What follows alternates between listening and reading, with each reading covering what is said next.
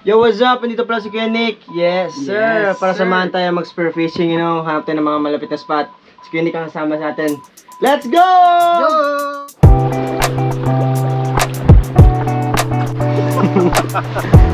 Parang piling ko tatlo. Ako na siguro sasaguan, ano? Oo. Sige, kaya marunong eh. Balik kami. What's up everybody? Eto nga pala kasama ko ngayon si Patrick. Tropa yan galing ng Puerto Princesa. Palagi ko siyang niyayayang dumayo dito sa San Vicente para mag-spear fishing. Kaso, palagi siyang busy. Ngayon nagkatugma na yung aming schedule. Nakakagulat lang yung mga turn of events. Makakasama pala namin Gio at Alex Gonzaga. Mga bigati ng YouTube pare. So habang nasa hotel pa sila, unti-unti na kami ni Patrick nagkarga ng mga gamit namin sa boat. At nung na-meet ko na si Gio, gusto raw nila ma-experience yung magagandang spot dito para mag-spear fishing. At mag-island camping na rin with Alex G. Hindi kayo maano? Hindi dito na lang. Paki na lang, no? Dito na lang kami kasama. Sige. Bali, mamaya na lang kayo? Oo, mamaya pa kami. Oo. Mamaya na, biyahe. Oo. Kaya mo na? Pakatid na ako, kuya. Hindi, dito na lang. Tubig's life.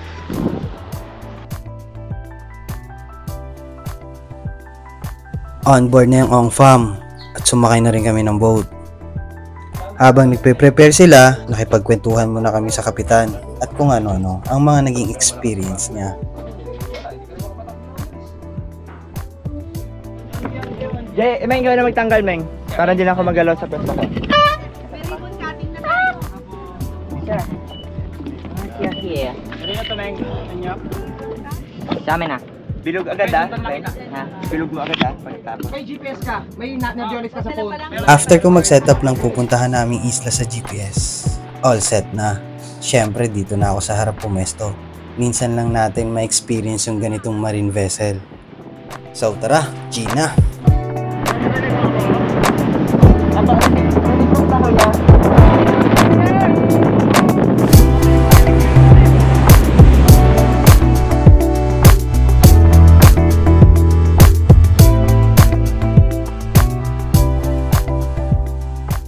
After ko mangarap dun sa harap, lipat naman ako dito sa likod para makipagkwentuhan.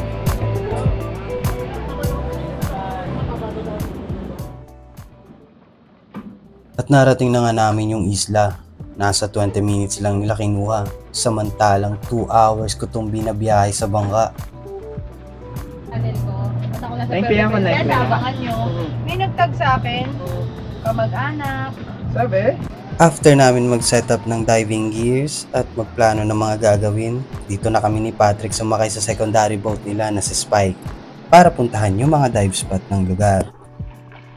Habang they're doing their business somewhere else, rides, gawa ng content, andito na kami ni Patrick sa first spot.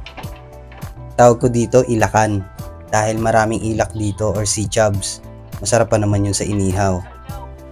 So yun, nagre-ready na kami ni Patrick para mag-dive. Eto naman talaga yung role namin dito sa trip na to. Sabi nga pala ni Gio, kahit 2 solid na huli lang pang dinner natin, okay na, balik na tayo sa isla. Medyo mahirap yung task, parang mamamalengke ka lang ano. Pero syempre, tatry namin makakuha. Okay, first drop. Napailing agad ako dahil sa malabong visibility, mapaibaba man o ilalim. Dala na siguro to ng ilang araw na sunod-sunod na pag-ulan. Medyo challenging para sa amin yung pag-hunt.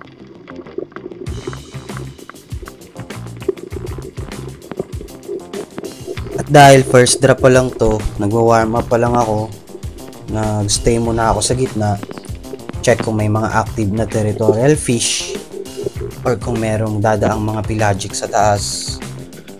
So mahirap talaga makakita ng mga isda sa in a distance. So nag-resurface ako and nag-decide akong umabante muna.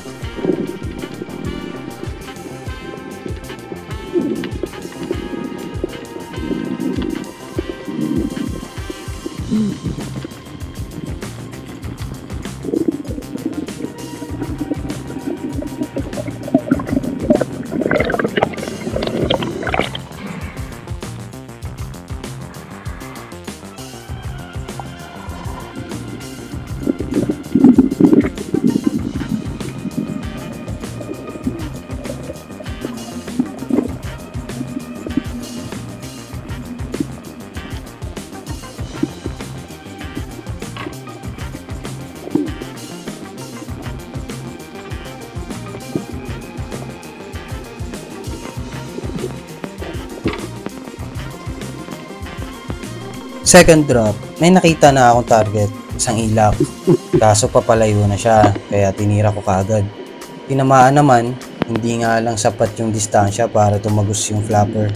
Kaya yun, nakawala.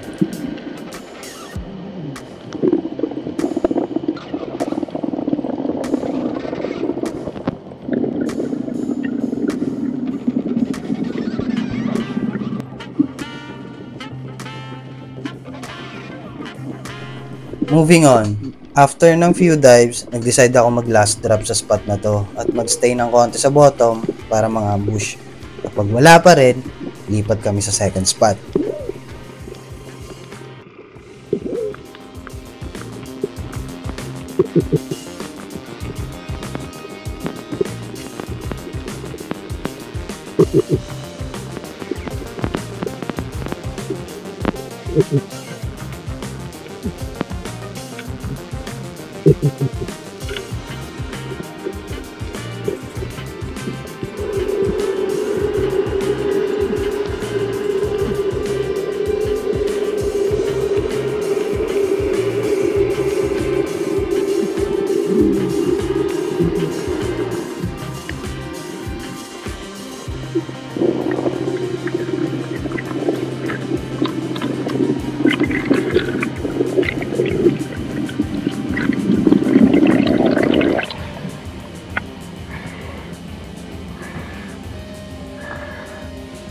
Nag-start pala kami mag-dive ni Patrick alas 3 na ng hapon. So pinlano namin na 3 to 5 PM na lang kami mamamana.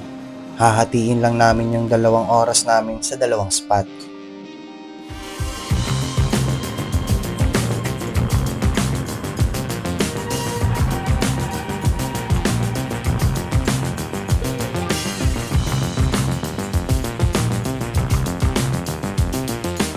Nasa second spot na kami.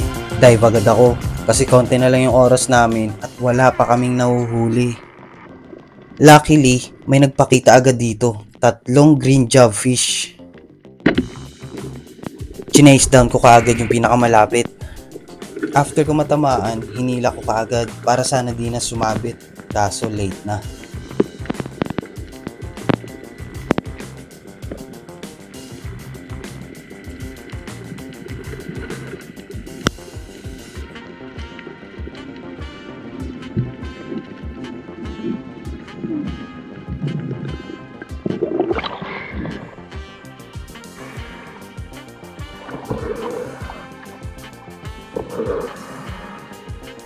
Bala kong i-retrieve agad yung isda kasi may nakita akong pating sa malapit bago ako nag-dive.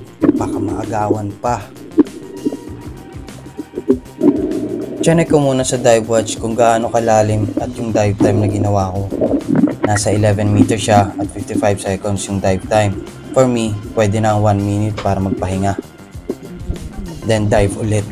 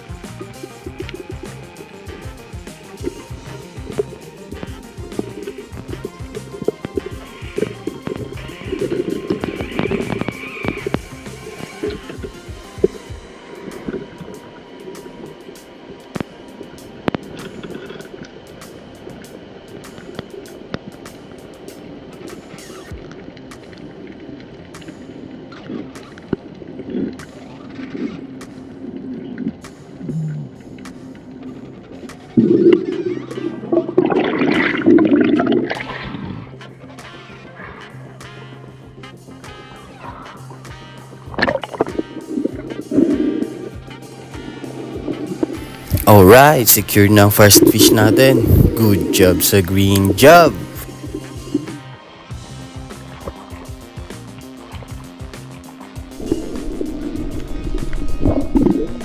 Next drop, itatry ko sana mang ambush sa bottom. Baka nandun pa yung mga ibang kasama ng green job fish. Pero nung halfway pa lang ako pababa, may dumaang species ng isda na matagal ko nang inaasam na mahuli. Isang king mackerel o tangige.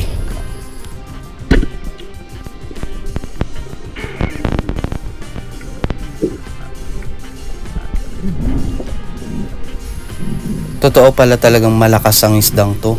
Solid yung drag niya sa buhay.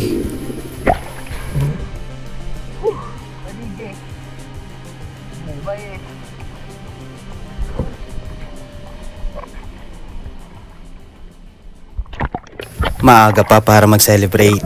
Kailangan ko mailan tong King Mac. Pinigilan ko na yung buya para hindi na makalayo. Hila na kami. At some point, biglang lumambot yung line habang hinihila ako. Nalungkot ako bigla.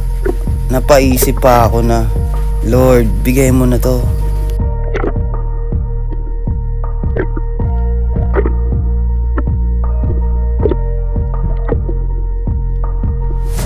At habang lumalapit yung dulo ng line, unti-unti nang lumilinaw na andun pa rin siya.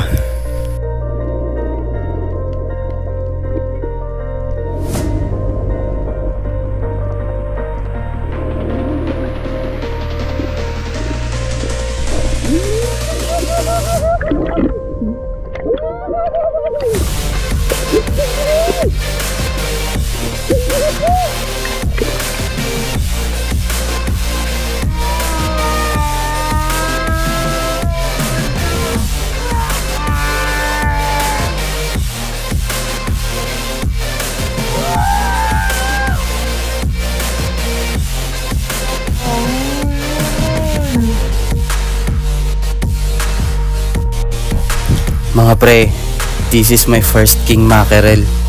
Grabe yung happiness na ibigay sa akin ito. Parang from dagat, umakyat ako bigla sa ulap. OA man yung dating, alam kong may makaka-relate sa akin.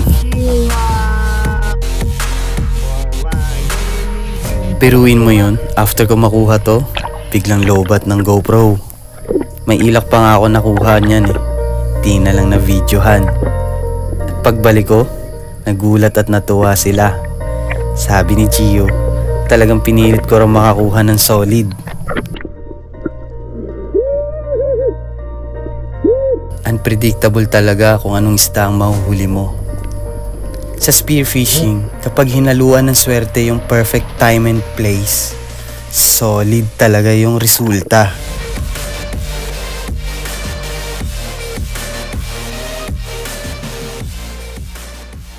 Let's go! Ano oras na? All good kaya, all good? At sana po ay ingatan niyo rin po mga mahal namin sa buhay. Salamat po sa pagkain namin. Hindi niyo po kami pinabayaan kahit nandito po kami sa dagat. Maraming salamat po, Lord. We lift up everything to you in Jesus' name we pray. Amen. Game, game.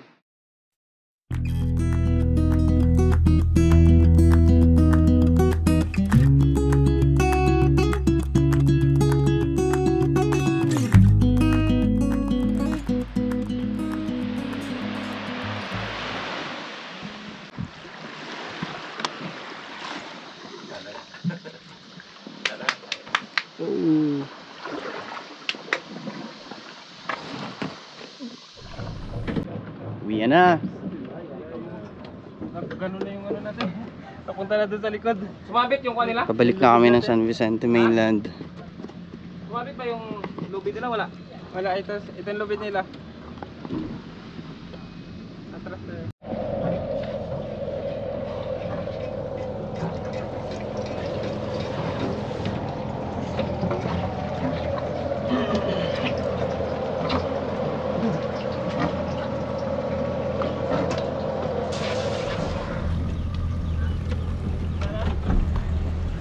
Unayan sila.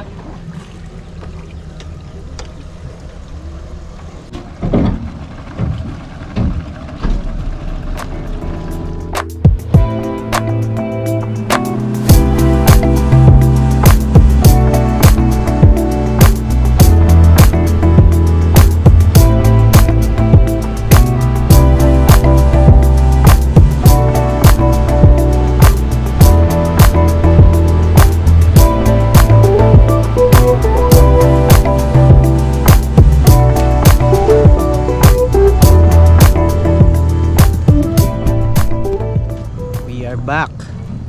Balik na kami sa panindigan. Dito kami magda-dry dock ng speedboat.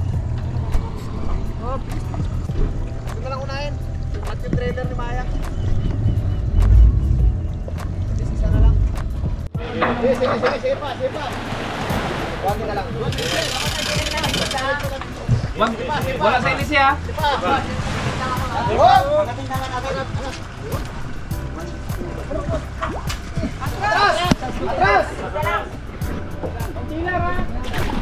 Ay, huwag ka mabagas ha. Tulak, Jer, tulak! Sige. Yan. Okay. Go! Go!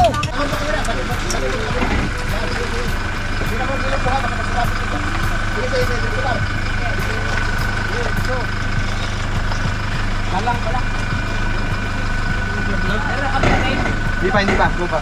Sipa. Straight. Sipa, kunti pa. Okay na yan. Sige. Hop!